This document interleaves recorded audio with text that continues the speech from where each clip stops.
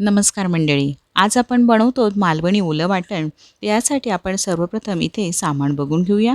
त्यासाठी सर्वप्रथम आपण 3 मोठे कांदे घेतलेले, इथे 15 ते 20 लसूण पाकळ्या, 2 इंच आल्याचा तुकडा, एक साधारण मोठा चमचा आपण इथे बडीशेप घेतलेली आहे, एक मोठा चमचा काळी मिरी घेतलेली आहे, एक मोठा चमचा इथे धने घेतलेले आहेत आणि अर्धा चमचा आपण इथे खसखस घेतलेला आहे. याच्या सोबतीला आपण इथे अर्धी वाटी घेतलेली आहे सुकं खोबरं आणि एक मोठी वाटी घेतलेली आहे आपण ओलं खोबरं. आता हे सर्व मिश्रण आपल्याला क्रमाक्रमाने भाजून घ्यायचं आहे. तर आता आपण काय करणार आहोत, सर्वप्रथम कढई छान गरम करून घ्यायची आणि तेल न घालता उभा चिरलेला कांदा यामध्ये आपण व्यवस्थित परतवून घेणार आहोत. आता हा कांदा साधारण 2 मिनटं नरम होण्याची आपल्याला वाट पाहिजे. कांदा छान नरम झाला की आपण यामध्ये लसणाच्या पाकळ्या घालून घेणार आहोत. लसणाच्या पाकळ्या घालून आपल्याला पुन्हा कांदा व्यवस्थित परतवून घ्यायचा आहे, जेणेकरून कांद्यातलं पाणी सर्व निघून जाईल. व्यवस्थित आपल्याला कांदा तेल न घालता परतवून घ्यायचा आहे. त्याचा पाण्याचा अंश पूर्ण निघून गेला की आपण याला व्यवस्थित ढवळून घ्यायचं आहे आणि नंतर आपण यामध्ये 1 चमचाभर मोठा तेल घालून घेणार आहोत. आता या स्टेजला आपला कांदा छान नरम झालेला आहे आणि आपण आता तेल घालून घेत आहोत. तेल घातल्यानंतरही आपल्याला कांदा व्यवस्थित भाजून घ्यायचा आहे. कांदा व्यवस्थित भाजला की आपलं कुठलंही वाटण असेल तर ते छान टिकतं. व्यवस्थित आपण कांदा परतवून घ्यायचा आहे. छान आपला कांदा आता नरम झालेला आहे, तुम्ही पाहू शकता. एकदम तो आळून असा थोडासा बारीक झालेला आहे.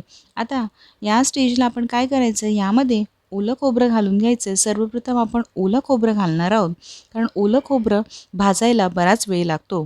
त्या मानाने सुकं खोबरं लगेच भाजलं जातं. आता आपण ओलं खोबरं घातलेलं आहे, छान व्यवस्थित परतवून घ्यायचं आहे. ओलं खोबरं आपलं व्यवस्थित परतवून झालं की आपल्याला याला रंग बदलेपर्यंत वाट पाहायची आहे. तुम्ही पाहू शकता आता आपलं व्यवस्थित भाजून झालेलं आहे, रंग बदलला आहे. आता यामध्ये आपण सुकं खोबरं घालून घ्यायचं आहे आणि पुन्हा ढवळून घ्यायचं आहे. आता या स्टेजला आपल्याला व्यवस्थित सुकं खोबरं परतवून घ्यायचं आहे. इथे लक्ष ठेवायचं आहे, सुकं खोबरं हे लगेच काळवंटं, त्यामुळे सारखं परतून त्याला व्यवस्थित सर्व बाजूने भाजून घ्यायचं आहे. आता याला व्यवस्थित भाजून झाल्यानंतर तुम्ही पाहू शकता त्याचा रंगही बदलायला लागलेला आहे आणि आता हे व्यवस्थित भाजून झालेलं आहे. आता यामध्ये आपण आपले अख्खे गरम मसाले घालून घेतो आहोत.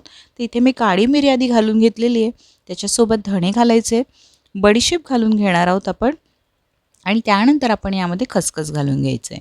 तर ज्या वेळेला आपलं खोबरं पूर्णपणे भाजून होईल त्यानंतर आपण 1-2 मिनटं आधी, जेव्हा आपलं भांडंही गरम असेल आणि आपलं वाटणही गरम असेल, त्यावेळेला आपण हे अख्खे गरम मसाले यामध्ये घालून घ्यायचे आहेत, जेणेकरून ते जास्त भाजले जाणार नाहीत आणि त्याचा कडवट स्वाद येणार नाही. आता मस्त घमघमाट सुटला आहे. या स्टेजला आपण आलं घालून घ्यायचं आहे आणि आपल्याला हे मिश्रण थंड करायचं आहे. आता जेव्हा आपण वाटायला घेणार आहोत त्यावेळेला यामध्ये आपण कोथिंबीर घालून घेणार आहोत. तर आता इथे आपण साधारण 1 हातभर कोथिंबीर घातलेली आहे. हे सर्व मिश्रण मिक्सरमध्ये छान वाटून घ्यायचं आहे. तुम्ही पाहू शकता आपला मसाला तयार झालेला आहे. कुठल्याही रस्सेदार भाजीसाठी तुम्ही हा मसाला वापरू शकता. उत्कृष्ट चव लागते. नक्की ट्राय करा. चॅनलला सबस्क्राईब करायला विसरू नका.